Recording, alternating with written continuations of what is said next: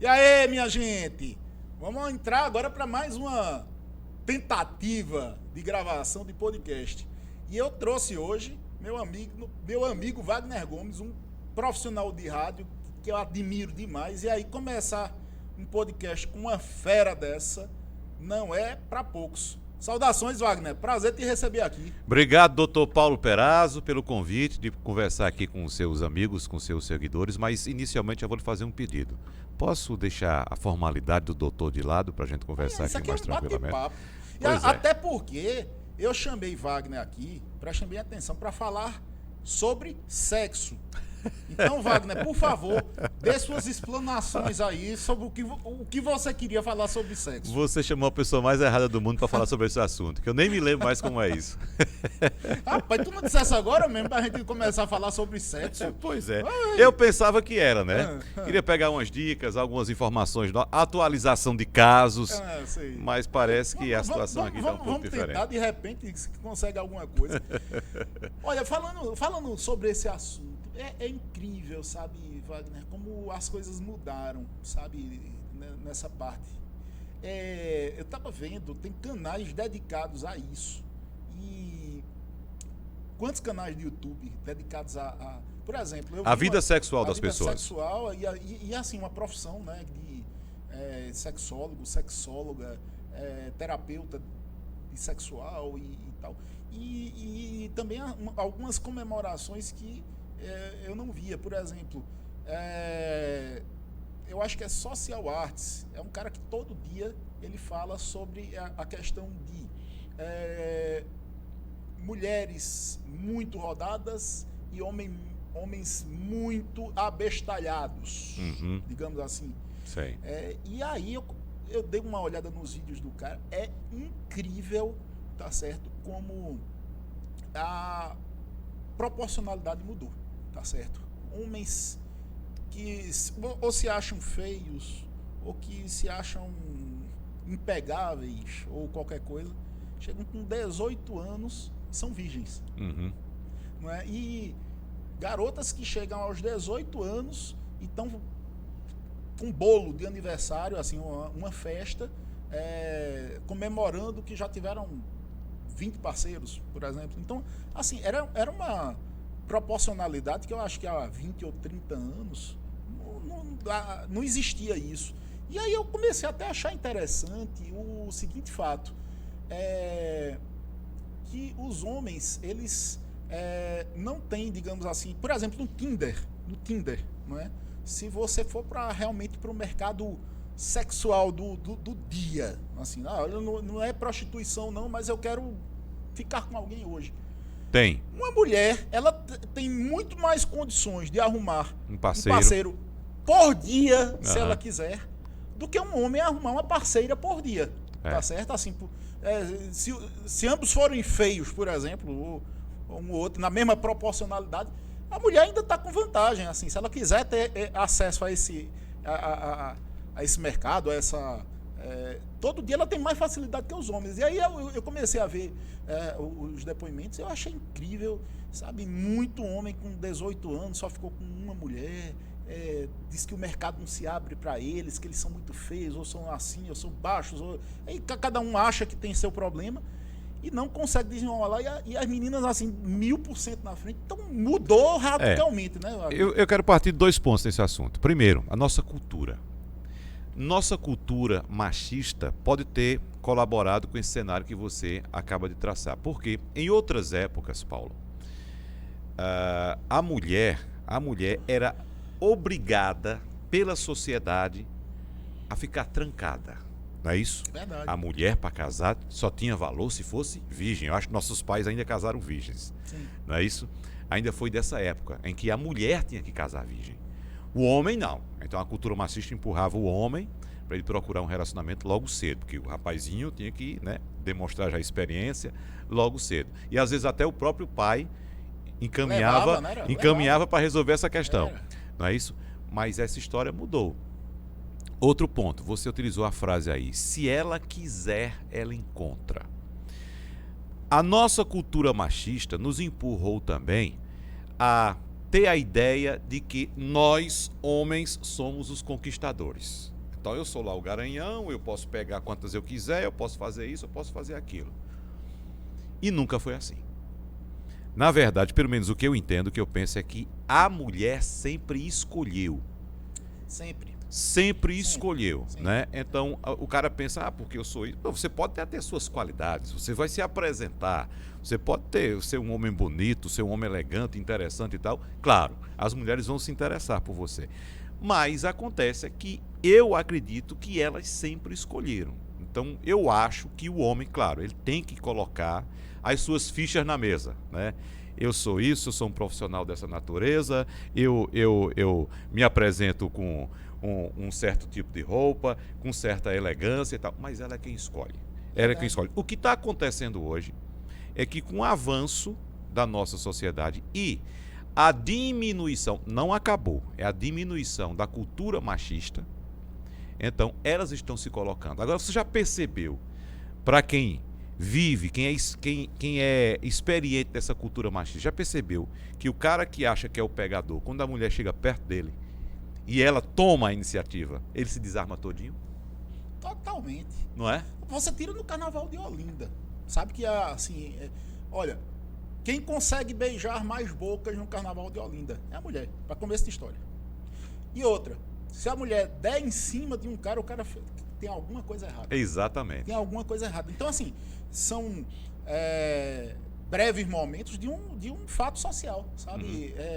É porque o que eu vejo, que você acabou de falar no Carnaval de Olinda, é o seguinte: primeiro, elas normalmente selecionam muito. Eu só vou ficar com um cara que eu acho gato ou bonito ou Isso. tal. Mas, assim, se ela fosse fazer a competição que alguns homens querem fazer, que eu não sei se tu já viu, e para quem não conhece, aqui em Pernambuco tinha uma história que era o seguinte: quantos pontos eu consigo fazer?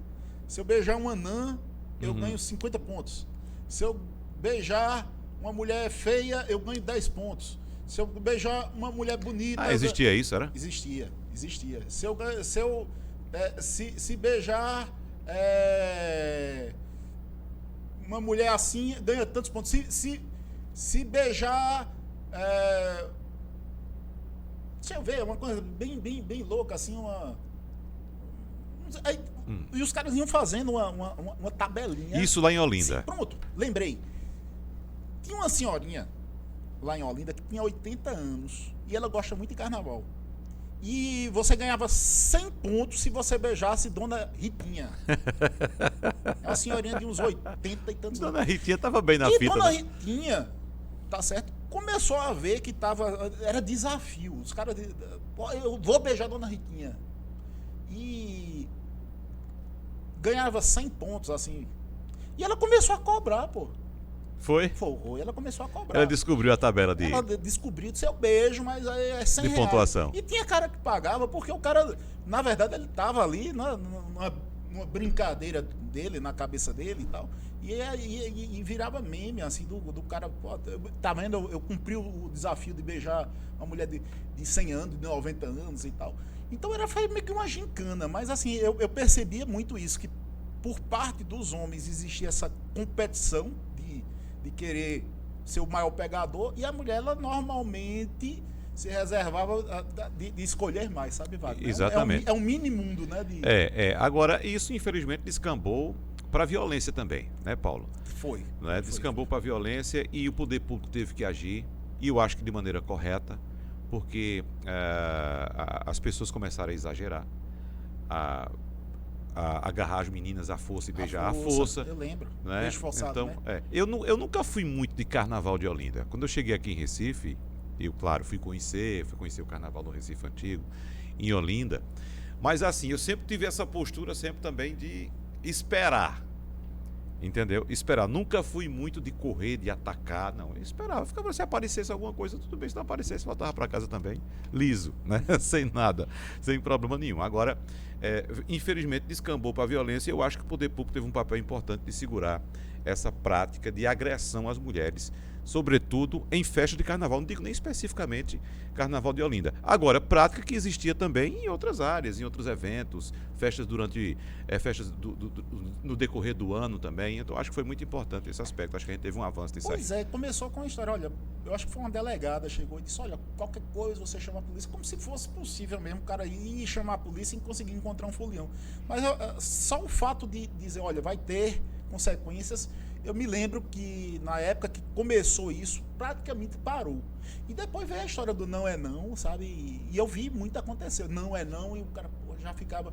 Então, às vezes, basta a efetividade de dizer, olha, vai acontecer alguma coisa que meio que conscientizou, sabe? Uhum. Eu não vejo, faz muito tempo que inclusive não vejo essa prática do Você beijo ainda forçado. tem casa em Olinda do carnaval? Tenho. Todo carnaval você tem sua casa Todo lá. carnaval eu vou pra lá, chego antes, saio depois. Você trouxe aqui uma prática que era do passado e que agora você acha que devido a essa intervenção do poder público mudou. Mudou. O carnaval de Olinda, ele inclusive é outro carnaval completamente diferente de 30 anos a mais, é completamente diferente mesmo. Até porque eu vejo com aquela questão da redemocratização e tal, as pessoas precisavam de muita liberdade, né? E hoje está havendo até uma mudança do que pode e o que não pode. Por exemplo, eu vi uma pessoa vestida de índio, meu Deus do céu, esse cara sofreu. Índio não é fantasia, tá errado. Então o cara andava um pouquinho, levava uma reclamação. Ah, é? Chegou a esse ponto já. Na cabeça de alguns, é uma forma de apropriação, é uma forma de inferiorização do índio. Eu não acho. Muito pelo contrário, eu acho que nós temos sangue tabajara, nós temos sangue de tapuia, tupi, e é um dos poucos momentos que a gente quer meio que se revelar como indígena, sabe? Eu não acho um desrespeito, eu não acho. Eu também não acho não, Paulo, até porque a nossa cultura carnavalesca é indígena. Em todas as manifestações carnavalescas pelo Brasil, você vê traços da cultura indígena. O desfile da escola de samba, Rio de Janeiro, São Paulo, onde quer que seja, você vê ali a presença da cultura indígena em peso. Mas se você botar uma fantasia de índio, você vai sofrer mais do que vai brincar. Eu vi isso muito claramente. Sabe? Cigano também, o pessoal reclama. Então, assim, eu vejo que era um ambiente completamente sem censura e que às vezes as pessoas até exageravam, como essa história do beijo forçado, que não era nem uma falta de censura, era uma violência, mas assim, estava no contexto daquela época, aqui não existe limites. Não é mais a polícia que controla, são as pessoas assim, e até tá tirando um pouco a graça, porque você daqui a pouco você não pode mais se vestir de índio, não pode mais se vestir de cigano, parece que padre ainda...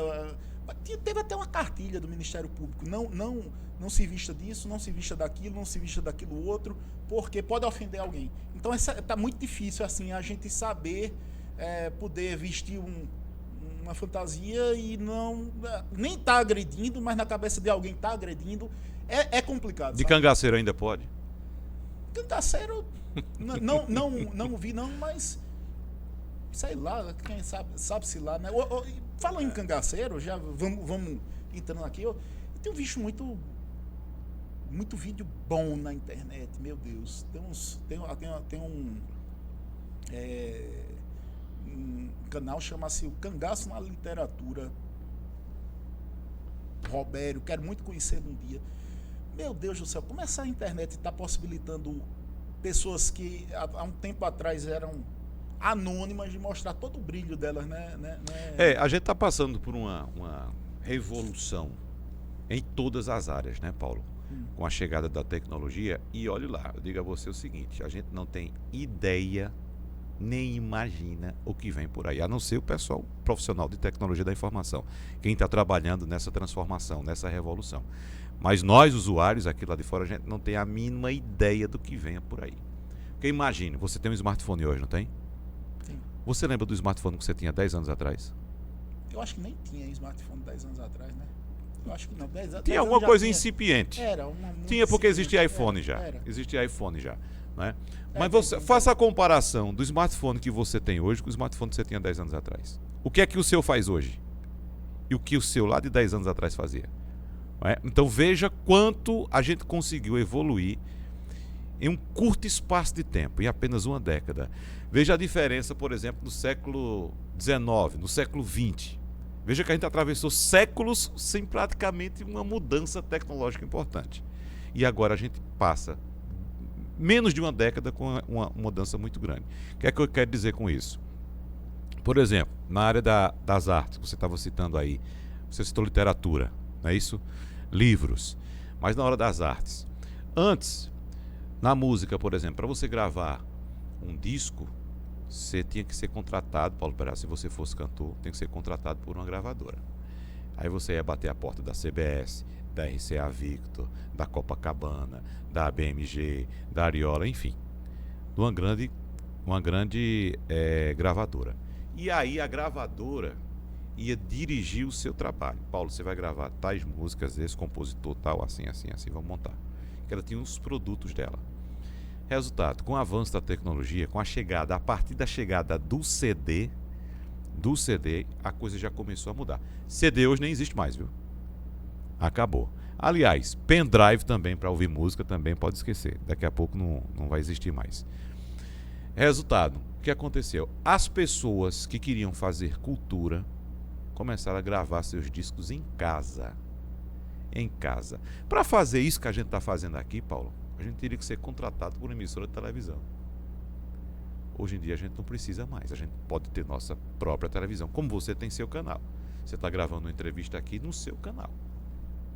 Você não precisa ter um estúdio com aquela dimensão enorme, com 200 profissionais, com estrutura gigantesca. Não, você faz. Então, o avanço da tecnologia está provocando essa revolução. Isso na música, isso nas artes, isso na comunicação, na literatura.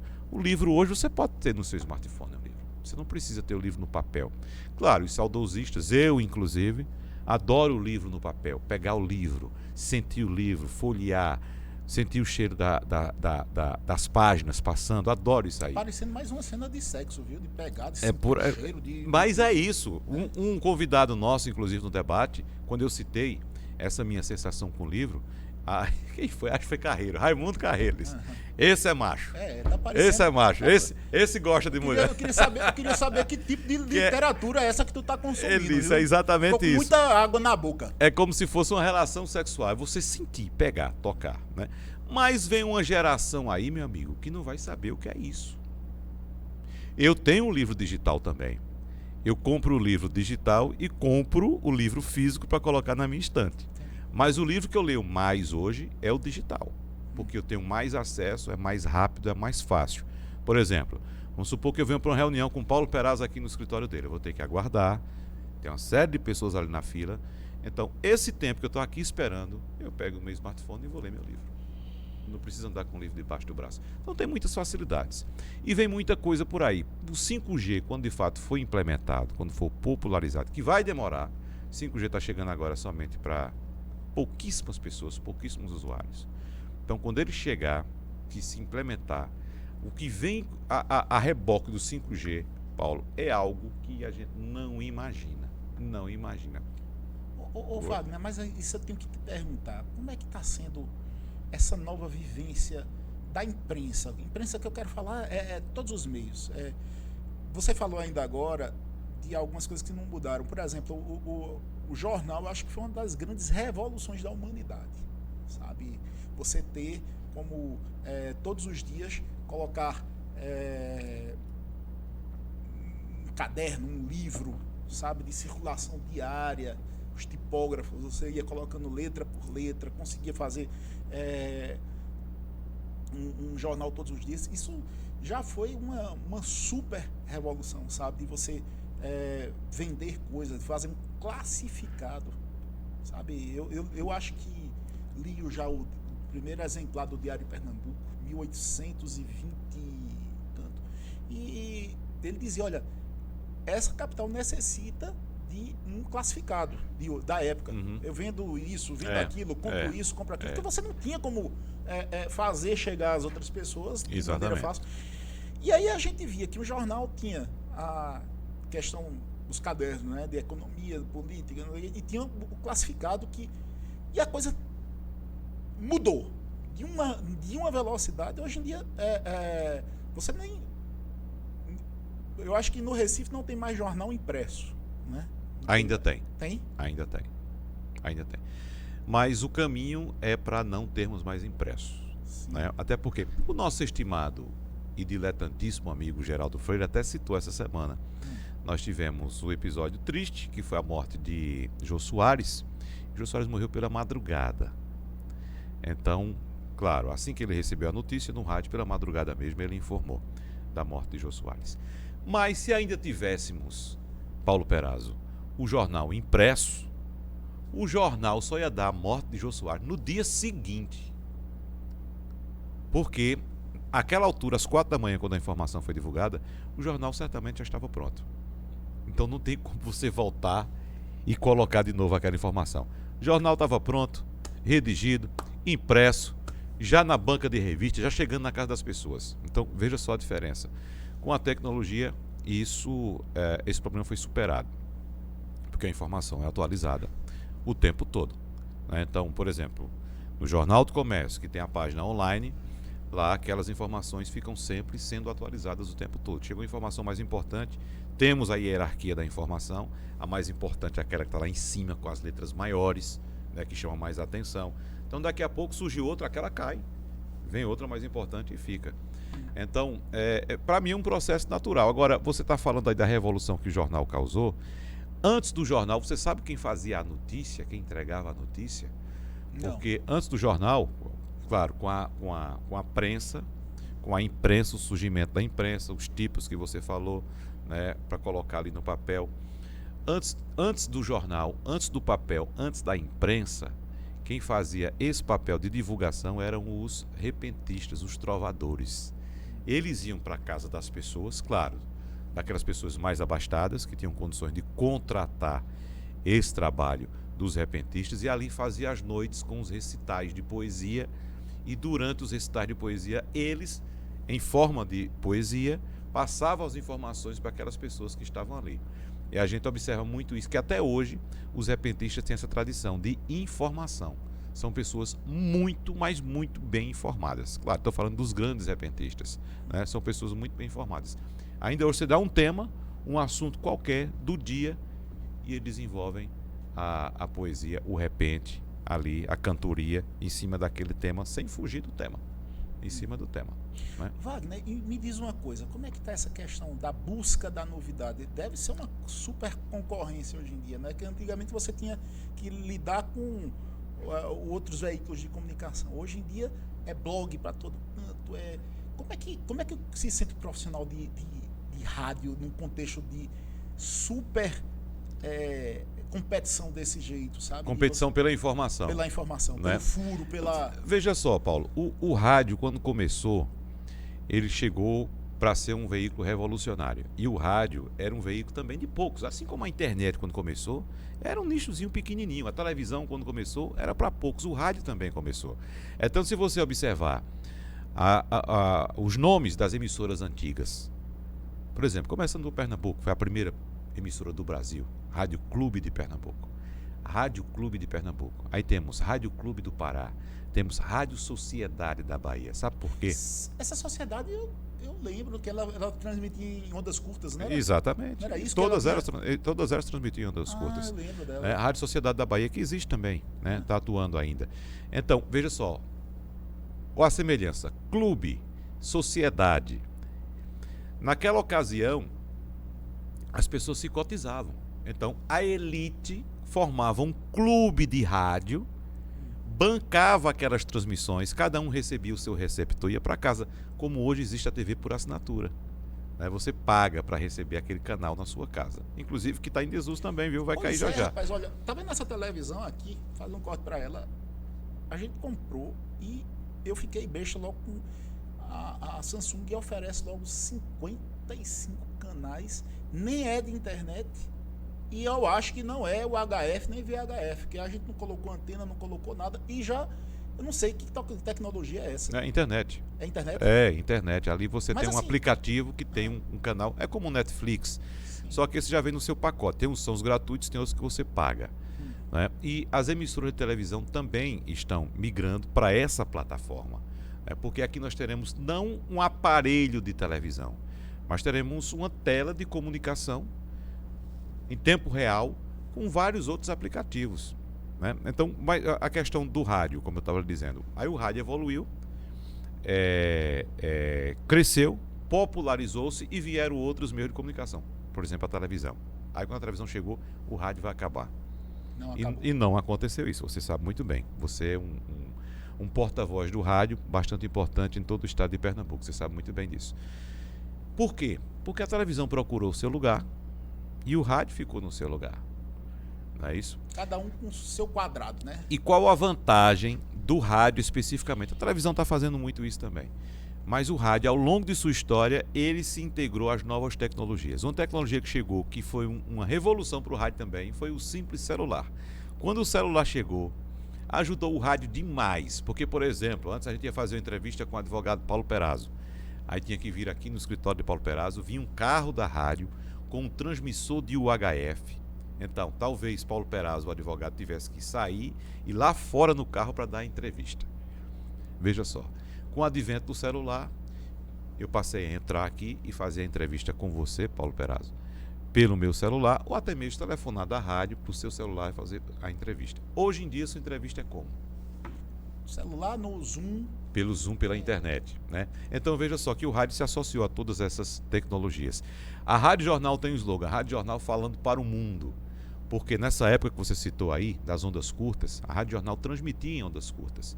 E ondas curtas tem um alcance global. Por exemplo, BBC de Londres a gente escuta ainda hoje, Deutsche Welle da Alemanha, né, a Rádio França Internacional, tudo em ondas curtas. Então, com a chegada da internet e a transmissão pela internet, a Rádio Jornal e todas as outras emissoras voltaram a falar para o mundo, que em qualquer lugar do planeta você pode acessar o aplicativo, até mesmo o site da rádio, e escutar. Então, hoje tem essa diversidade de canais, de possibilidades. Existe alguém em desvantagem ou alguém em vantagem? Somente naqueles casos em que quem está em desvantagem é porque está desatualizado e quem está em vantagem é porque está buscando as informações em todos esses canais ou veicular as informações em todos esses canais, na internet, no rádio. Existem os nichos, né? O rádio tem seu público hoje. A internet tem um público diferente. Às vezes a gente escuta uma música que estourou. Não sei quantos acessos, 1 milhão, 2 milhões de acessos. E não tocou no rádio. Por quê? Está num público diferente. Está em outro nicho. Então, hoje existem uns nichos. Vai se acabar algum desses meios? Não sei. Talvez não. A televisão vai se acabar? Não. Ela está se transformando. Você vê, por exemplo, a emissora de televisão investindo muito nos canais online, vendendo espaço online, se transformando numa espécie de Netflix. Eu já percebi isso pelo seguinte, você vê, às vezes tem um vlog muito bom no YouTube, alguma coisa, mas, por exemplo, caiu uma chuva, só quem faz a cobertura realmente completa é a imprensa, porque tem condições de mandar um carro, tem condições de mandar uma televisão, de mandar várias equipes, de compilar aquelas informações todas do que interessa, da cheia que vai dar no Rio. Então, assim, simplesmente uma pessoa, um indivíduo, ele não tem essa capacidade, até monetária, nem de estruturação da equipe. Segunda coisa, isso eu admiro muito, essa compilação das informações rapidamente, sabe? Pegar todo o assunto interessante para compilar. Terceira coisa, a notícia local, sabe? Eu me lembro de alguém que disse, olha, quando teve o 11 de setembro, o mundo caindo e tal, muita gente na rádio querendo saber do buraco da rua. Ah, mas por que o buraco? Mas e o buraco que tem lá? Então, assim, por incrível que pareça, às vezes a gente vê esses nomes nacionais, que é interessante, mas cadê o conteúdo local da gente ter acesso a informações da nossa rua, do nosso bairro, do nosso engarrafamento? Então, assim, cada vez mais para mim fica claro que cada um vai ter o seu quadrado e o seu público, sabe? E tinha gente que já não escutava rádio, tinha gente que já não via televisão, tinha gente que já não usava internet, e cada um vai buscar o que entende melhor, né? Você observa o seguinte, o público de rádio e televisão hoje é um público de maior idade, de idade mais avançada. Então é o público que acompanha esses veículos já há algum tempo. Então, quando a televisão sai, o rádio sai para fazer uma cobertura, por exemplo, de uma tragédia de chuva, como você citou, é porque esse veículo está atendendo a sua demanda de audiência. Então, esse público quer saber o que está acontecendo. Às vezes o jovem não está nem aí, não liga, quer ficar ouvindo a música dele lá, quer ficar fazendo a conversa dele lá, o joguinho dele lá, não está muito ligado nisso aí. Mas o veículo de comunicação, ele atua com o público dele. Por que ele vai atrás dessa informação? Porque o público exige. E tem que atender o público. Se ele não atender o público, vai perder a audiência. Se ele perder a audiência, ele perde faturamento. Então, a regra basicamente é essa. Porque um blogueiro não vai, você citou bem, não tem estrutura e às vezes o público dele não está interessado nessa informação, né? Pode ser que tenha algum, e acredito que exista, que atenda essa demanda, ou demanda específica por outro tipo de evento. Então, o papel do comunicador é atender a sua demanda. Então, eu tenho meu público quer saber de quê? Quer saber da vida das celebridades? Eu vou focar em vida das celebridades. Pode o mundo desabar, cair aqui. Eu quero saber da vida das celebridades. Agora, outro ponto importante que você citou é que em todo lugar do mundo, a notícia mais importante, Paulo, é aquela que acontece na rua da gente. Essa é a notícia mais importante, né? Aconteceu, por exemplo, a colisão aqui na frente do seu escritório. Pode ter certeza que essa é a notícia mais importante para você. Você vai ligar para mim, vai mandar um recado. Wagner, teve uma batida aqui, olha, uma coisa, né? Verdade. Como se fosse a mais importante do mundo. E a gente está tratando de outras demandas ali. Pô, chegou um negócio de informação aqui de Paulo Perazzo, mas qual é a informação mais importante? É aquela de Paulo Perazzo ou essa outra aqui da barragem que estourou lá na Mata Sul? Sim. Entendeu? Então, é isso que a gente tem que fazer no nosso dia a dia. Elencar as informações. Quais são as mais importantes? Qual é aquela que meu público quer saber mais? Está mais interessado em saber? Né? Ô Wagner, e como o assunto é muito e o tempo é pouco, Arco Verde, como é que tu consegue enxergar Arco Verde hoje? Qual é a relação que tu tem? Pensas em voltar para lá? Eu vi outro dia um cara, eu esqueci até o nome dele, talvez você lembre agora. Ele é o presidente, ou foi o presidente do Porto Digital, ainda hoje digamos, um presidente emérito. Mas eu achei fantástico o que ele disse. Olha, ele disse, eu encontrei no Porto Digital um cruzamento de 3 estradas que eu queria muito. Meu pai era do interior, então eu vivi o ciclo do couro, das cantigas, daquela... Eu tinha minha visão internacional de mundo, porque eu era um internacionalista. E eu me apaixonei pelo carnaval. Tá falando de Silvio? Eu acho que é Silvio. Uhum. Eu acho que é Silvio. Silvio ou Chico? Como? Francisco Saboia. Né? Não, acho que você está falando de Silvio mesmo. Silvio Meira. Silvio Meira, que o pai dele ele é da Paraíba. Exatamente, ele é Silvio Meira. Eu achei fantástico o podcast dele. Ele disse, olha, eu tenho que encontrar um meio de estar nos 3 ambientes, porque são 3 ambientes que fazem parte da minha essência. Então, assim, aqui em Recife, eu consigo ir sempre ao interior da Paraíba, com alguma frequência, mas eu vou, para me reabastecer de humildade das pessoas, de a simplicidade. Leveza, da simplicidade, do cheiro da terra, daquela coisa que eu acho que só quem é do interior sabe, os costumes, os valores. Ele também está num ambiente internacional, Porto Digital é um ambiente internacional, e ao mesmo tempo ele é apaixonado pelo carnaval, pelos maracatus, sabe? Ele toca pela vida, sabe? Ele disse, poxa, eu consigo viver esses 3 mundos, porque se eu tivesse lá, sei lá, na Finlândia, eu me lembro que ele falou isso, se eu tivesse na Finlândia, eu ia estar num ambiente internacional mais frio de clima, frio de pessoas, não era aquela... Então, assim, o cara conseguiu. E eu te pergunto, tu que veio lá de Arco Verde, como é essa relação tua com o mundo hoje? Ô Paulo, eu trabalho hoje com a meta de mandar minha filha para o exterior, para estudar no exterior. Então, acredito que daqui a 5, 6 anos ela deve estar indo. Quando ela tiver 16, 15, 16 anos, já deve estar indo para outro país. Eu acho que eu entendo perfeitamente o que Silvio diz. Nós nascemos no interior e nós vivemos essa cultura do interior de você viver as pessoas. Por exemplo, eu quero falar com Paulo Perazzo. No interior, o que é que a gente fazia? Não telefonava não, ia lá em tua casa. E entrava e ia bater na cozinha. Na casa de vovó era assim. Eu achava até um absurdo. Exatamente. Mas entrava mesmo e quando a gente via, estava na cozinha. Olha, comadre Neuza. Exatamente. Não era desse jeito? Em Arco Verde eu acho que era assim também. É a mesma coisa. Paulo, a coisa era tão assim, tão intimista, que a gente sabia os carros das pessoas. Aquele é o carro de fulano, aquele é o carro de ciclano. Pela placa. Então, a gente passava na casa ia procurar alguém. Aí o carro não estava na porta. Ele não está aqui não. Está em outro lugar. Né? Ou então, o carro dele chegou, ele está lá, vamos lá. Então, tinha essa relação. Isso é uma coisa... Hoje é diferente. Hoje, com o advento da tecnologia, como a gente falou agora há pouco, e o crescimento das cidades também, esse é um ponto que eu quero abordar especificamente de Arco Verde.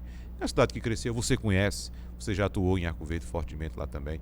É uma cidade que recebe uma demanda muito grande da região, é uma cidade polo. Sempre foi, né? Sempre foi, então a região corre muito para Arco Verde. Isso fez com que Arco Verde crescesse e se tornasse também sede de empresas, atraindo pessoas da região. Então é uma cidade hoje que eu posso chamar uma cidade até de metropolitana, digamos assim. Claro, estou exagerando, vamos lá. Mas é uma cidade que recebe muitas pessoas de outras cidades, de outras regiões, e que essas pessoas acabam morando lá, ficando lá. Não é mais aquela cidade em que você encontra as mesmas pessoas, nos mesmos lugares, as mesmas coisas. Então, eu vou lá uma vez por ano praticamente.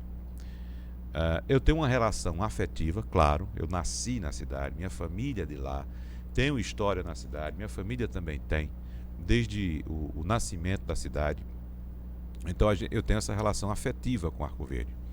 Mas assim, quando vou para lá, eu tenho uma certa dificuldade de encontrar essa raiz que Silvio Meira citou, mas ao mesmo tempo encontro ainda alguma essência. Por exemplo, eu vou no São João, eu tiro férias nesse período, meio de ano, na rádio, e vou para lá no São João. Tiro pelo menos uma semana ou no mínimo 5 dias para passar por lá. Depois eu vou para outro lugar. E a experiência é fantástica, Paulo, porque você chega na casa de um amigo ou de um parente, aí já tem aquela reunião. Festa de São João. O São João, para quem não conhece a essência do São João, dessa festa brasileira, nordestina, é como se fosse, de fato, o Natal do brasileiro que vive nessa região. O que é o Natal? O Natal é a festa da solidariedade, é a festa da partilha, é a festa da reunião, né, das famílias e dos amigos. E o nosso Natal é o São João, porque é no São João que a gente reencontra as pessoas, é no São João que a gente no interior faz a partilha, tem a colheita, tem as comidas, né? O São João é muito cheio de comida, canjica, pamonha, milho assado, e a gente partilha com as pessoas. Então o nosso Natal é o São João. Então quando eu chego lá, eu sinto esse espírito natalino nessa festa, encontro meus amigos. E assim, a gente entra numa casa, aí existe essa confraternização, já tem várias pessoas, a vizinhança, os amigos, os primos que estavam distantes, né? Aí chega, aí encontra uma pessoa que não te vê há algum tempo. Mas Wagner, rapaz, você está aqui, vamos lá em casa, que lá em casa hoje vai ter um feijão, vai ter uma feijoada, vai ter um milho, vai ter isso. Aí vamos para lá. Tem que comer e comer muito. Vamos para lá. Aí chega lá, aí o ciclo se repete, já tem encontra com o outro e vai. Paulo, a gente sai de manhã de casa e só volta à noite. E só volta. E olha, os mais fortes ainda seguem à noite, ainda viram a madrugada dançando forró. Mas assim, Arco Verde foi uma cidade que cresceu e perdeu um pouco dessa essência. É tanto que agora, neste meio de ano, eu aproveitei para ir para outras regiões. Eu fui em Triunfo, que você conhece também, onde a gente encontrou também um pouco da essência. E encontrei muito dessa essência na terra de Silvio Meira, na Paraíba. Eu fui numa cidade chamada Areia. Eu já fui lá. Você já percebeu o cenário? Lá tem uma família Perazzo, Mas não é a minha família operária, não é a mesma família. Eu acabei descobrindo, mas são de lá, Areia. Pois é. São de lá. Então, veja só, a Areia, você já percebeu o cenário. Sim, Né? sim. A cidade é preservada, a cidade é toda tombada. Então a cidade não permite asfalto, a cidade não permite que você mude a fachada. A agência do Bradesco lá em Areia, você olha assim, se é um Bradesco, é uma bodega. Porque aquelas portinhas estão mantidas. Pois é. Mas por dentro, não. Claro, por dentro muda. A cidade de minha mãe, Guaraci, eu conversei com vários prefeitos na época. Disse, olha, faça um projeto de lei para preservar a praça da cidade. Isso era uma loucura. Não posso me indispor com meus eleitores. Assim, infelizmente, na época, talvez até hoje, não alcancem a grandeza que tinham aquelas construções, sabe? Eu acho que uns 2 anos atrás derrubaram uma casa histórica lá em Afogados, lá em Gazeira. Me doeu como se fosse uma morte. Pois é, de um parente. De um parente. Por quê? Porque isso mesmo. Era uma casa que era uma farmácia, que assim, mostrava a parte antiga da cidade, só que não entra. E na Paraíba eu já notei que tem muito mais essa preservação do que aqui. E sabe? veja só que essa preservação está gerando dividendos para a Paraíba. Paulo, o que eu encontrei de ônibus de turismo nessa visita que eu fiz, um sábado pela manhã, cheguei de manhã, eu saí no fim da tarde, fazendo sabe o quê? Em Areia? Visitas a museus. Ao de Pedro Américo. De Pedro Américo. Fui lá no museu também da escravidão. Né? Me fugiu o nome do fundador da casa, que era um senhor que aprisionava os escravos lá, né, açoitava os escravos lá e distribuía para a região. Fui também no teatro da cidade, Teatro Municipal de Areia. Uma coisa belíssima, preservado, rapaz, reformado, com as condições originais. Resultado, e ônibus de turismo chegando lá para as pessoas visitar, isso gera divisas para a cidade. A cidade preservou a história e hoje está tendo um retorno turístico, porque o cenário é lindo, lindo, lindo, tudo preservado, tudo como foi construído originalmente. Você pode pintar a fachada, mudar as cores, mas a estrutura você não pode mudar. E nesse ponto que você citou aí, desse exemplo que você trouxe de Afogados da Engazeira, quando eu era estudante ainda, aí eu ia com mais frequência a Arco Verde, ia 2 vezes por mês, 1 vez por mês. E uma vez eu cheguei lá, e chegava sempre na sexta-feira à noite, quando foi no sábado de manhã, minha mãe me pediu, me leva ali, pega o carro aí, me leva ali no comércio que eu quero fazer umas compras ali. E eu fui. Comércio, parei o carro lá, era sábado de manhã, aquele friozinho que você sabe, que tem pela manhã no sertão. Parei o carro e comecei a olhar para aquela avenida do comércio de Arco Verde, a Coronel Antônio de Apiaçu, que você conhece, aquela avenida bonita, importante, a calçada é praticamente toda coberta, não é? Aí comecei a olhar, parei na parte de cima, que ela é inclinada, parei na parte de cima e fiquei olhando para a parte de baixo, assim, aquelas lojas do comércio, e achando alguma coisa esquisita, Paulo. E o que é que mudou aqui? O que é que está diferente? Rapaz, eu senti a mesma dor que você sentiu. Derrubaram uma corte casa. No coração. Não foi só uma casa, Paulo. Dessas casinhas que eu citei aqui de areia, dessas portinhas de bodega, aquelas 4 portinhas assim, tinha uma casa em Arco Verde chamada Casa Salve o Napoleão. Na fachada dessa casa tinha uma placa metálica repetindo, Casa Salve Napoleão. Comecia desde 1910. Foi o primeiro empreendimento de comércio em Arco Verde. Paulo, destruíram essa casa. Fizeram um prédiozinho modernozinho. Veja só, tá lá a identidade da cidade, né? Mais para trás, tinha um restaurante que eu acho que você conheceu, um bar e restaurante chamado Verdes Arcos. Conheci. A mesma coisa. Derrubaram a fachada histórica que tinha, onde funcionou a primeira escola do município de Arco Verde. Ou seja, você tem na mesma calçada, na mesma avenida, o primeiro comércio e a primeira escola. E você que permite... normalmente era a praça, não era da cidade, aquele entorno da igreja e da praça, né? A matriz. Ali já era um processo de expansão da cidade, que ali perto tem a igreja matriz, né, do Livramento, na Praça do Livramento, e tem aquela avenida do comércio. Então a cidade já começava a se expandir por ali. Então ali teve o primeiro comércio e a primeira escola. E isso foi destruído. Isso é a mesma coisa que você rasgasse o registro de nascimento. Pois é. Né? A mesma coisa. Então, essas coisas me deixam triste com a cidade. Entendeu? A cidade vai crescendo e não é para preservar, não deixar tudo intocável. Não, você tem que os pontos principais, pelo menos, preservar. A praça que fosse, a Praça da Matriz, exatamente. Para dizer, olha, era desse jeito. Exatamente. Em Portugal, quando eu cheguei lá em Portugal, eu achei incrível. Eles seguram a parede da frente, botam umas amarras na parede da frente. Você destrói tudo por dentro. Vira um oco, mas a fachada permanece. Isso tem aqui em Valparaíso, no Chile também, a mesma coisa. A fachada é mantida no centro histórico, o miolo você pode mexer. À vontade, né? No Chile, eles mantêm a fachada e constroem um arranha-céu dentro. Sim. Aquele prédio bonito dentro, mas a fachada é intocável. É intocável. Você tem que manter a sua originalidade, não é? Você tem que preservar a sua história. Veja esse exemplo que eu trouxe aqui de Areia e recomendo você que está acompanhando a gente aí, se você tiver um tempinho, é perto, você vai de carro, você vai visitar os engenhos de cana, você vai visitar os engenhos de produção de cachaça. A região é riquíssima em engenhos em produção da cachaça. A gente fala muito, Minas Gerais, centro produtor. Beleza, o maior produtor de cachaça do Brasil. Agora vai conhecer os engenhos na Paraíba, aqui do lado. Aqui do lado, pertinho, você vai de carro, gasta pouco, vai encontrar belíssimas hospedagens. Um atendimento fantástico, uma educação espetacular desse povo da Paraíba que eu adoro. E já que você gostou de Areia, eu faço a recomendação para você. Leia um livro que eu gostei muito. Li porque era sobre uma parente distante minha. Ela era irmã do meu tataravô. Mas é O Crime de Carlota Lúcia, que se deu lá em Areia. Ela mandou matar o vice-governador da Paraíba em Areia. Isso em 1875.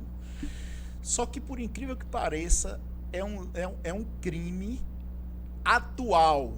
Por quê? Porque se fala muito desse crime. O livro é fantástico. Fantástico. Começa narrado do começo ao fim. Ela saiu de Afogados em Gazeira. Foi casada em Afogados em Gazeira e ou largou, não se sabe bem o que foi que aconteceu. Ela saiu de Afogados em Gazeira e foi para Areia. Ela tinha uma veia política mais voltada ao que hoje seria um progressismo. Tá certo? Era uma mulher que chegou lá depois de algum tempo, arrumou um namorado, um amante ou algo assim do gênero, que era o chefe do Partido Liberal de lá.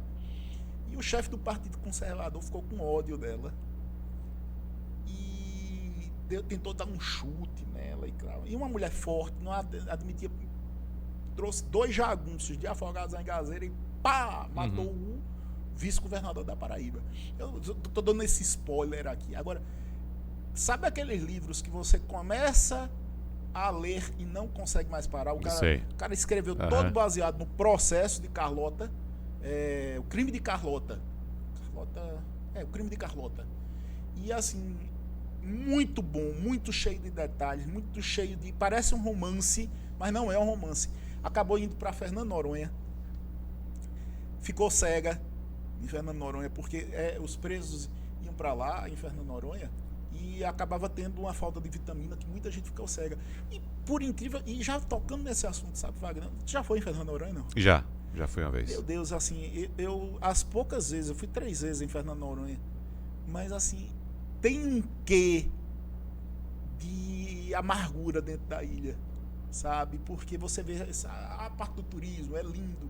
Só que aquele lugar foi uma penitenciária. Exatamente. Durante 400 e tantos anos, sabe? Desde que o Brasil é Brasil, que aquilo era penitenciário. Então, foi muita gente que foi para lá para ter amargo, sabe? E até li um livro lá de uma pessoa de lá, esqueci. Daqui a pouco eu falo o nome do livro, contando as histórias muito fortes de gente que ia para lá.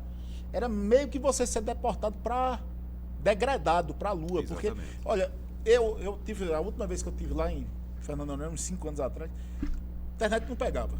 Não sei hoje como é que tá, mas não pegava. E assim, Pega hoje com dificuldade também, né?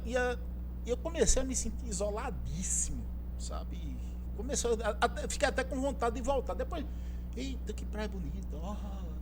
Você sentiu o quê? Uma certa claustrofobia, foi? Uma certa claustrofobia, depois de um tempo. Depois de 4, 5, 6 dias, assim, meu Deus, é lindo. Que lindo, que lindo. Aí você já olha a segunda, terceira vez, você já não acha tão...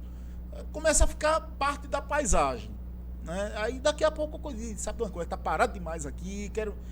Agora, imagine você ir para um lugar desse que ainda hoje tem pouco som.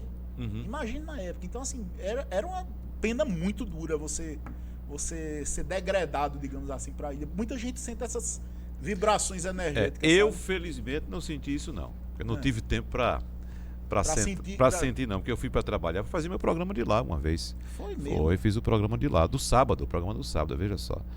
E a atividade do programa, né? Produzir o programa, apresentar o programa e depois, claro, fui conhecer a ilha. Foi a única vez que eu fui, em 2007. Tive vontade de voltar, mas ali a gente sabe que a situação ficou... A ilha ficou um tanto restrita para um certo nível de público. Sim. Não é? Então, eu acho sempre ainda os preços da ilha muito, muito, muito elevados, absurdos, quando a gente faz a comparação com outros lugares.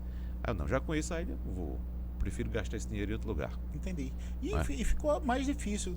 Algumas áreas que a gente podia ir, agora só vai pagando, se quiser conhecer aquela parte da ilha. Ficou realmente assim, muito restrito, sabe? Eu Exatamente. Acho que um patrimônio daquele tinha que realmente ser bem mais visitado. As pessoas têm que conhecer as pedras vulcânicas, tudo. Exatamente. Inclusive assim, já entrando por um tema que está bem atual,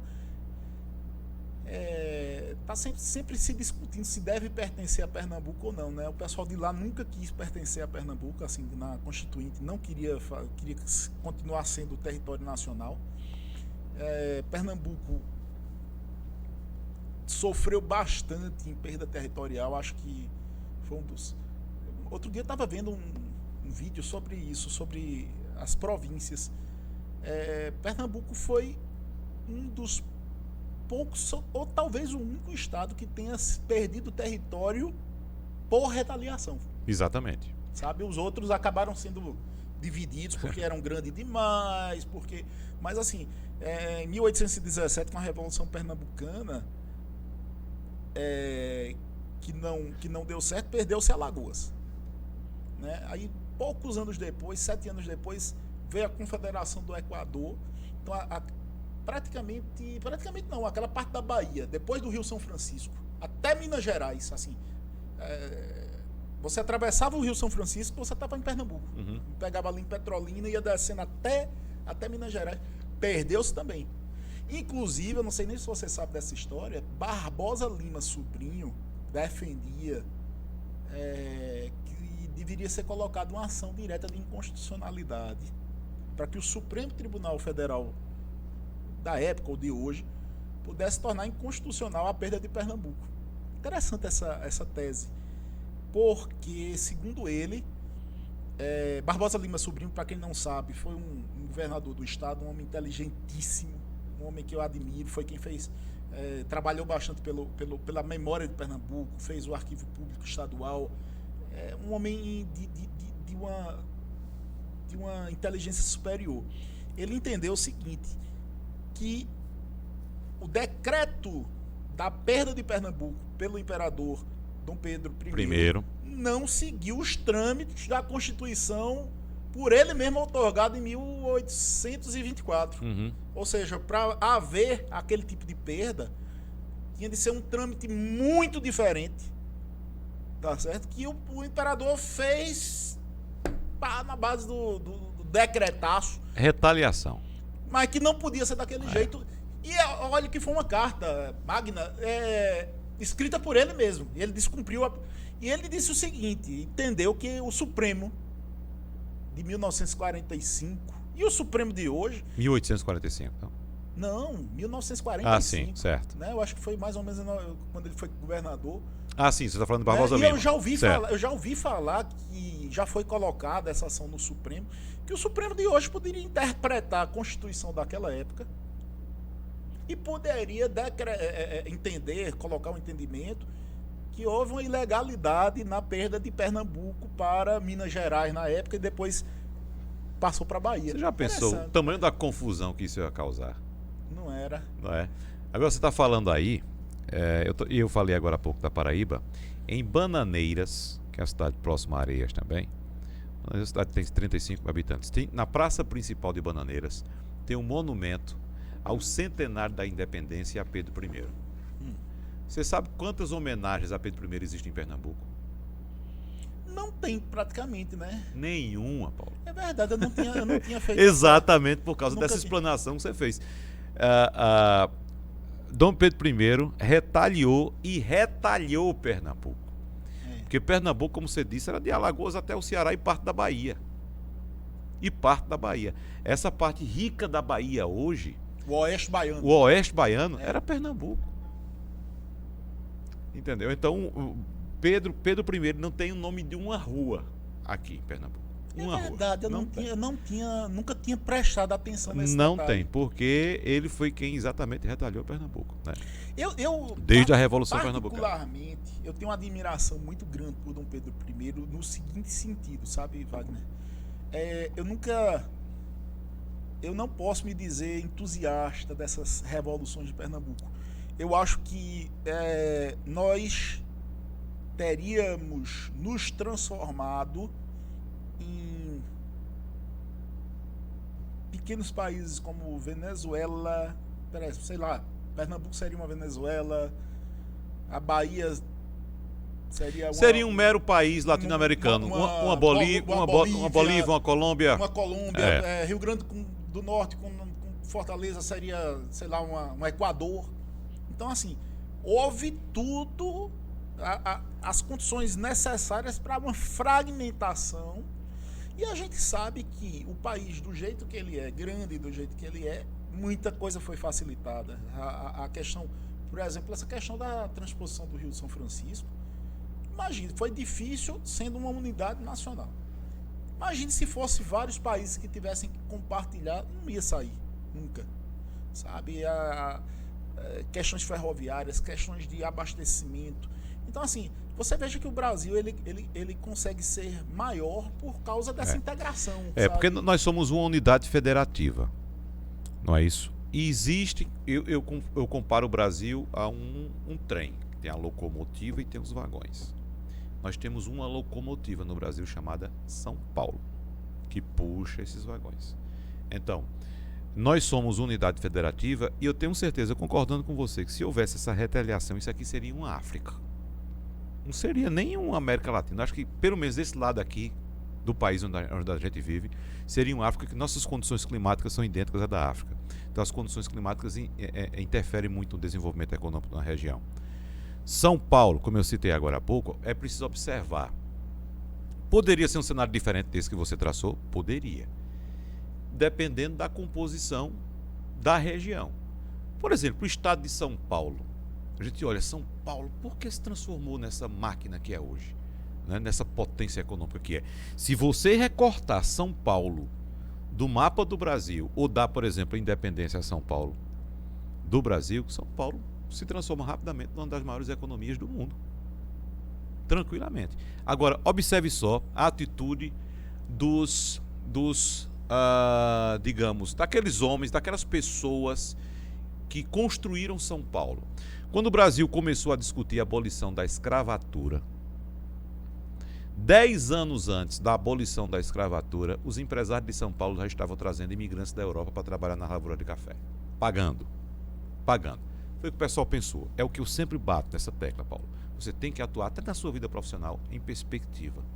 Você tem que ter planejamento para tudo que você vai fazer. Então, eles planejaram, pensaram, tiveram a perspectiva. Olha, esse negócio de escravatura, isso vai acabar. Então, já que vai acabar daqui a 1 ano, daqui a 10, daqui a 20, vamos nos preparar e começar a trazer os imigrantes. Aí trouxeram os italianos, trouxeram os poloneses, trouxeram os alemães, enfim, o que a gente sabe, como eles formaram aquela região. Outro ponto importante de São Paulo. Quando houve a proclamação da República em 1889, a Federação Brasileira tinha uma independência que hoje talvez não tenha. Então os estados começaram a se organizar. Por exemplo, a Bahia começou a fazer investimentos na indústria do cacau. Direcionou os investimentos maiores da indústria do cacau. Pernambuco investiu para transformar os engenhos e usinas. Pará começou a investir muito em infraestrutura para descer ali pelo interior, pela Amazônia. E São Paulo, sabe o que foi que São Paulo fez? Qual foi o investimento fundamental? Já tinha uma indústria, aliás, uma agricultura muito forte, com a indústria do café, mas investiu fortemente, logo após a abolição, a proclamação da República, em escolas. E ali, além de construir escolas, gerou emprego também para muitas pessoas, principalmente mulheres. Naquela época, as mulheres é quem ia dar aula, cuidava das crianças nas escolas. E segundo ponto, Paulo, saneamento básico. É tanto que o estado de São Paulo hoje tem a maior cobertura do Brasil, 90% de saneamento básico. Tem cidade de São Paulo que tem 100% de cobertura de água e esgoto. A cidade de São Paulo, a capital paulista, tem 90% de cobertura de água e esgoto. Então veja só, o pensamento das pessoas, né? Pensaram o futuro. Vamos investir em economia, em educação e em infraestrutura de saúde, que é o saneamento básico. Então São Paulo se transformou em tudo que é hoje, não foi à toa não. Foi por causa dessa atitude que tiveram esses empresários que criaram, que conduziram um processo econômico em São Paulo, se antevendo ao que ia acontecer e partiram na frente. Eu acho muito legal a gente falar nisso, porque se coloca às vezes a questão das elites como sendo a propulsora do atraso, e muito pelo contrário, as elites muitas vezes trazem assim a ideia do desenvolvimento. Falando ainda na Revolução Pernambucana de 1817, para você ter ideia, mandaram Cruz Cabugá para os Estados Unidos buscar armas. Mas como se fosse um embaixador do país Pernambuco. Exatamente. E ele não levou uma coisa que chamava-se credencial. As credenciais, ele levou uma procuração plenipotenciária. Então os caras disseram, olha, eu não posso te receber aqui como embaixador, porque você teria que ter trazido credenciais. Ou seja, faltava aos pernambucanos a ideia de internacionalização. Nós éramos, até nossa própria elite, era uma elite ou rural ou local, ela não era a mesma elite dos Estados Unidos, que lidava com embaixadas, lidava com os aspectos burocráticos da internacionalização. Então, assim, a nossa elite era mais uma elite local, rural, agropecuária. Quando você fala em alguns locais como São Paulo, meu Deus, São Paulo é rico para os ricos e é rico para os pobres, pelo menos em relação ao resto do país. Os pobres de São Paulo, na média, são menos pobres do que o resto do país. Exatamente. Sabe? Tem um nível de educação, tem um nível de... Não, tem acesso à educação, tem acesso a serviço de saúde, que em outras regiões eles não têm, né? Essas pessoas não têm. É tanto que nosso êxodo aqui, principalmente no século XX, para São Paulo, você sabe muito bem, todo mundo sabe. Ia buscar o quê? Melhores condições de vida. Emprego, trabalho, não é? E condições de criar os filhos. No Haiti, Wagner, houve uma rebelião de escravos que houve realmente uma exterminação, um extermínio da elite como um todo. E o país ele ficou meramente um país agrário, um país com baixíssima capacitação em todos os níveis. Aí você veja, ainda hoje o Haiti é o país mais pobre. Por quê? Porque além de todo um conjunto, você não tinha pessoas que traziam a liderança, que traziam as conquistas da civilização. Então, meu Deus, às vezes a gente está sendo tão levado a crer que a elite é o atraso. E, na verdade, a elite, muitas vezes, é quem organizou, de alguma maneira, que os países ficaram... Então, assim, menos pobres, sabe, Wagner? Tem que ter uma locomotiva sempre, sabe? Essa ideia da elite sempre como... Em São Paulo, eu acho que a elite foi quem puxou realmente o Estado, todas as camadas sociais para cima, sabe? Exatamente, é porque gerou condições para que o Estado se desenvolva, e essa é a lição que a gente tem ainda hoje, Paulo. A melhor obra social que existe é o desenvolvimento econômico. Com desenvolvimento econômico, as pessoas têm acesso ao trabalho, têm acesso à renda e acesso aos bens de serviços, por exemplo, né? A educação também. Então, com o desenvolvimento econômico, geram-se todas essas condições para que as pessoas possam viver melhor. Você falou aí do Haiti e me ocorreu também outra questão desse período que eu levantei aqui, da abolição da escravatura. Nós temos nosso Haiti aqui no Brasil. Na abolição da escravatura, Paulo, assim como houve essa revolução no Haiti que você citou, na abolição da escravatura, beleza, acabou a escravidão no Brasil. Para onde mandamos os escravos? Para as favelas. Vai embora. Houve alguém preocupado com a situação dos escravos? Vamos colocar essa gente aonde? Essa gente vai viver de quê? Vai trabalhar de quê? É por isso que a gente olha para as favelas hoje, vê uma maioria negra, desempregada, sem estudo, vítima de violência e ator de violência também. Por quê? Porque nós pegamos esses escravos, soltamos e simplesmente não criamos as condições para que eles tivessem uma vida digna. E hoje nós estamos pagando o preço por isso. Aliás, não só hoje, mas historicamente a gente está pagando esse preço. Porque foram pessoas que foram jogadas ao Deus dará. Sem liderança, sem orientação, sem um plano, um plano social, nada. Então, nosso Haiti existe aqui da mesma forma. E responsabilidade nossa, que fizemos isso. Eu sempre, às vezes, escuto sobre pagamento de dívida social. Meu Deus, como o que a gente é hoje, a gente deve a nossos antepassados. Assim, seria uma mentira dizer que não deve. Sabe? Quando eu vejo minha avó, minha bisavó, de alguma maneira está tudo encadeado para que me fosse fornecida uma educação melhor. Círculos que me oferecessem alguma coisa melhor. Do mesmo jeito que eu sei que tem outras pessoas muito acima de mim que frequentavam outros círculos e aí, meu Deus, dinheiro não chama dinheiro, né? Você tá com um ciclo, tubarão anda com tubarão, sardinha anda com sardinha.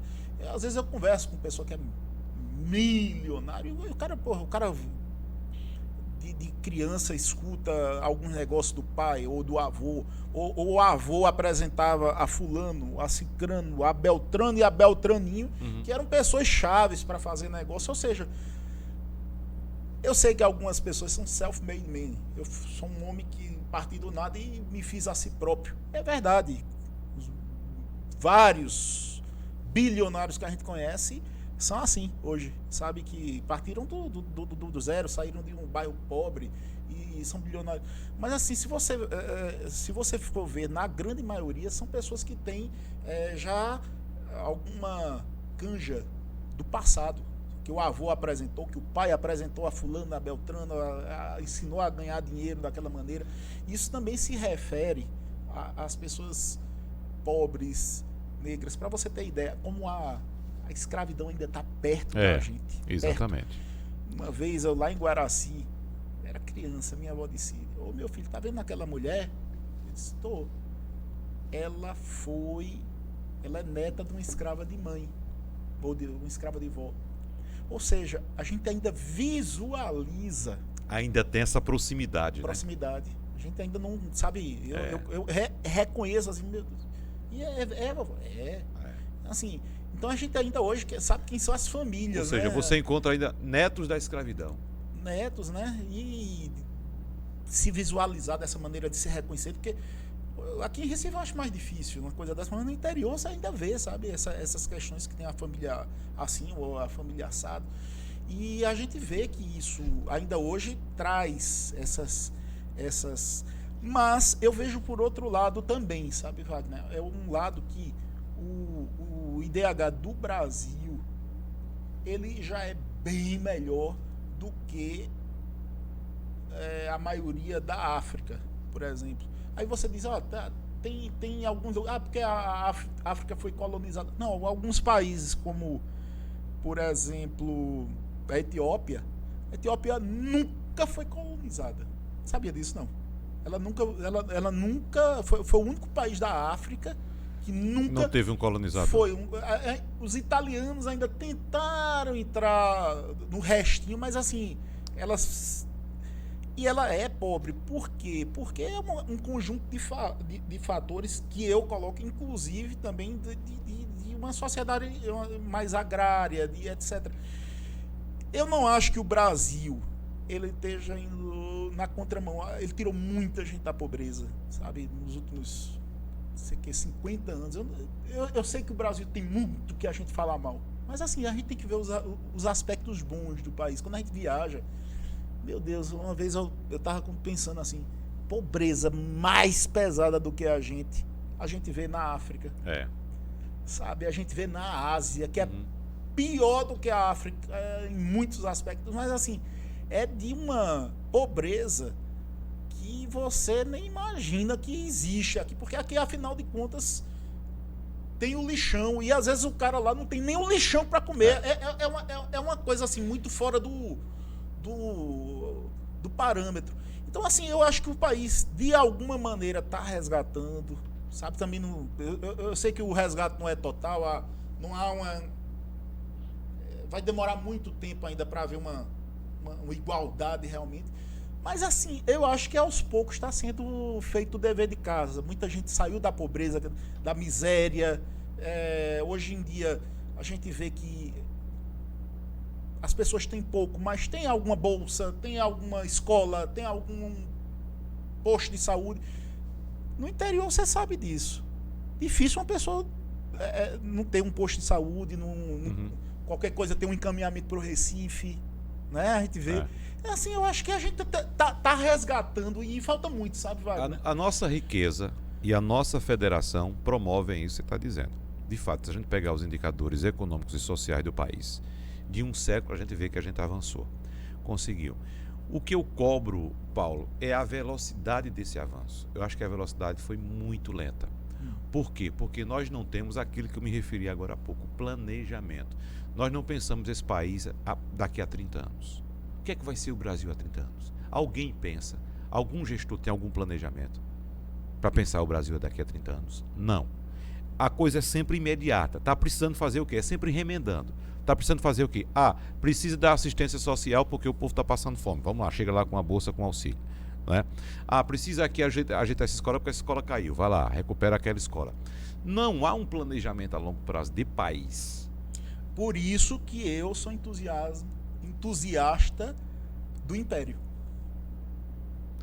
Sabe por quê? Porque é o seguinte, não o império como com aqueles nobres, que é que não existe mais, mas assim, veja, você ter uma visão dos próximos 50 anos e dos próximos 100 anos. Sabe? Você ter políticas de governo e políticas de Estado. Tá certo que a política de Estado tem que pensar realmente nesses próximos 50 anos, uma estabilidade de planos. E as políticas de governo que mudam mais à esquerda, mudam mais à direita, investem mais para cá, investem mais para lá, mas assim, a política de Estado, de você ter uma visão de 50 e de 100 anos pro Estado, eu acho. Tanto é que na Europa, os países mais ricos, ainda hoje não, mas assim, guarda-se muita relação com o império, sabe? De você ter, não o império mais daquela maneira que a gente existia, que a gente viu com a queda da Revolução Francesa, que existiam aqueles privilégios, mas você vê como a Inglaterra que mantém a política de Estado ao lado da política de governo, sabe? Nós tivemos um avanço muito grande com a proclamação da República aqui no Brasil, mas foram avanços, como eu disse agora há pouco, pontuais. Né? Não houve um planejamento de país. Para os próximos 50 anos. Agora, quem tinha um planejamento, aí eu concordo com você, era o nosso imperador Pedro II. Pedro II foi talvez o único homem preparado para gerir este continente chamado Brasil. Ele conhecia esse país, ele investia nesse país e ele tinha esse planejamento. De Estado. De Estado. Não de governo. Pedro II sim tinha. É tanto que no ato da proclamação da República, ainda tenho minhas dúvidas, se de fato aquele era o momento. Por quê? Porque quem assumiu o país naquele momento não tinha um mínimo preparo, a mínima ideia de Brasil. Não tinha. O Marechal Deodoro da Fonseca era um homem doente, estava na cama, tiraram ele da cama para ir derrubar o império, para derrubar o imperador. E o imperador não, ele foi condicionado a se preparar para gerir o Brasil, desde criança. Desde criança, é um homem poliglota, homem ligado à tecnologia, claro, tecnologia da época. Né? Foi ele que trouxe o telefone para o Brasil, foi ele que trouxe a fotografia para o Brasil. Enfim, ele pensava uma nação. Então eu acho que a derrubada do Império, eu acho que foi precoce. Acho que a gente poderia ter aproveitado um pouco mais. Foi a época que, enquanto a América Latina se fragmentava, se dividia, tudo, a gente teve uma estabilidade que assim foi muito aproveitada.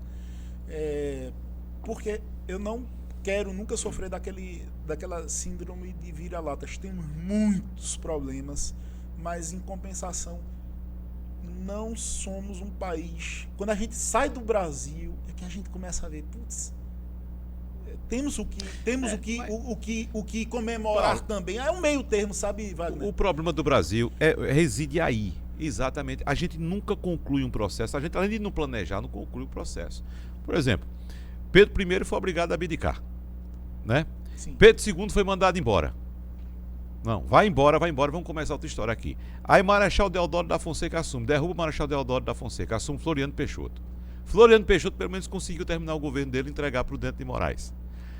Mas assim, aí vem uma ditadura, aí derruba a ditadura, volta a democracia, vem outro regime ditatorial. A gente não consegue, por exemplo, Estados Unidos. A gente tem essas intempéries nos Estados Unidos? Não tem.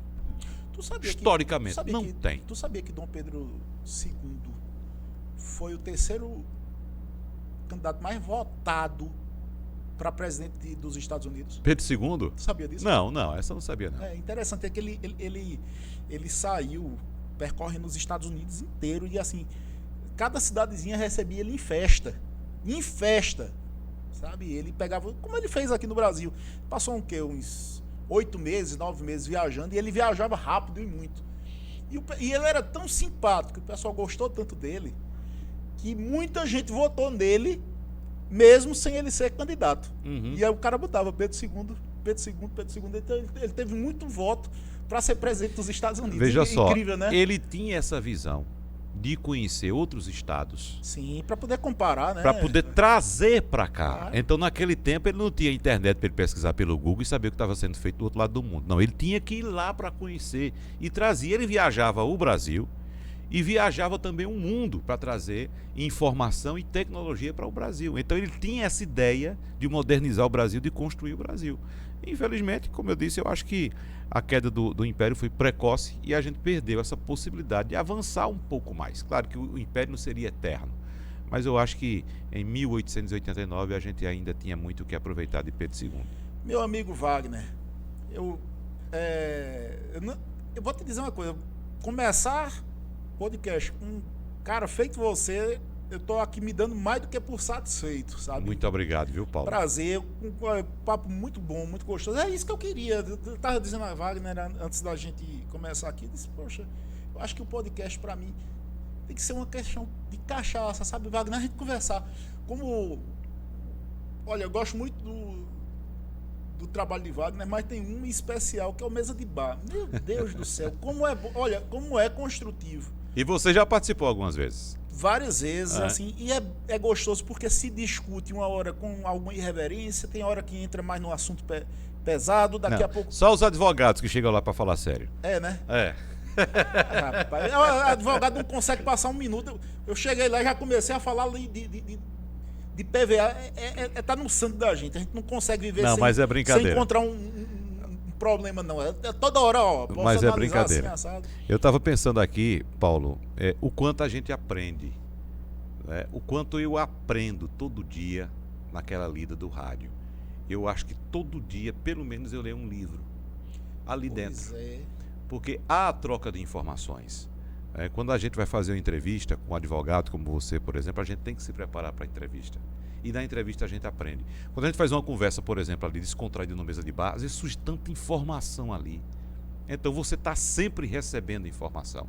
E não tem nada mais rico na vida de um ser humano do que a informação, a cultura que ele carrega. Então eu quero agradecer a você, inclusive, por esses anos em que a gente se relaciona no rádio, conversando. A gente se relaciona muito mais lá no rádio do que fora. Eu vou até fazer uma cobrança para marcar outro dia para a gente conversar. Aí sim, tomar uma cachaçinha, que eu não sei se você toma, mas pelo menos a gente pode ter aí um estudo, uma cachaçinha para você. Rapaz, eu tenho uma que é bem suave, que é da Carvalheira, que é bem docinha. Como é que tu sabe? Ah, meu amigo. Como é o nome daquela? Não. O cara parece que tá tomando uma garapinha, Vamos parar. Não, eu sei. Tem umas misturas aí. Eu sou mais purista. Eu não gosto de nenhuma mistura. Da cachaça de cabeça? Não de cabeça. Cachaça é mais forte. Cachaça de cabeça você não pode consumir. É inclusive proibido o consumo da cachaça de cabeça. Ela é tóxica, altamente tóxica. É uma parte da destilação que é jogada fora. Né? O produtor de cachaça não utiliza essa chamada parte de cabeça. Tem a cabeça, o corpo e a cauda. O que se utiliza da cachaça é o corpo da cachaça. É feito peixe, tem que cortar a cabeça e a cauda. Exatamente. Então só utiliza o filé, digamos assim. Só o filé. Essa tem que ser jogada fora. Não se utiliza. Então essa cachaça pura que eu gosto, que é envelhecida, a cachaça é um destilado brasileiro que pode ser envelhecido em qualquer tipo de madeira. O uísque, por exemplo, só é envelhecido em carvalho, mas a cachaça pode ser envelhecida em carvalho, em umburana, em bálsamo, em jequitibá rosa, o que você quiser. Então, essa envelhecida, bem tratada, 6 meses, 1 ano, 2 anos, 3 anos, 5 anos, dependendo da produção de envelhecimento, essa sim é que tem um sabor diferenciado. E a gente deveria se orgulhar muito desse produto nacional, nosso, originalmente nosso, e aí a gente poderia marcar outro podcast para falar somente da produção de cachaça aqui. Eu defendo a tese de que a cachaça surgiu aqui em Igaraçu, no ano de 1535. Foi aqui que surgiu a primeira cachaça. Existem muitos pais de cachaça por aí pelo mundo. Aliás, pelo Brasil. Só uma coisa, você sabia que os índios já faziam cachaça? Não era uma cachaça, não era, né? Era um fermentado, destilado, com mandioca. Não, mas tu sabe como era? Não. Era qual a versão que você traz? Não, eu tô lendo agora aquele livro de Debré, História Pitoresca do Brasil. E eu já tinha visto essa história antes. A forma de se fazer cachaça na época era meio repugnante, mas era o que eles tinham na época. As índias, elas pegavam milho, ou principalmente milho, eu me lembro principalmente, ou podia ser mandioca, mas mandioca já tinha um negócio que, se fosse demais, causava envenenamento. Mas a cachaça da época era o seguinte: elas pegavam milho e cuspia. Então elas iam enchendo um balde de milho mastigado com saliva, o cuspe delas.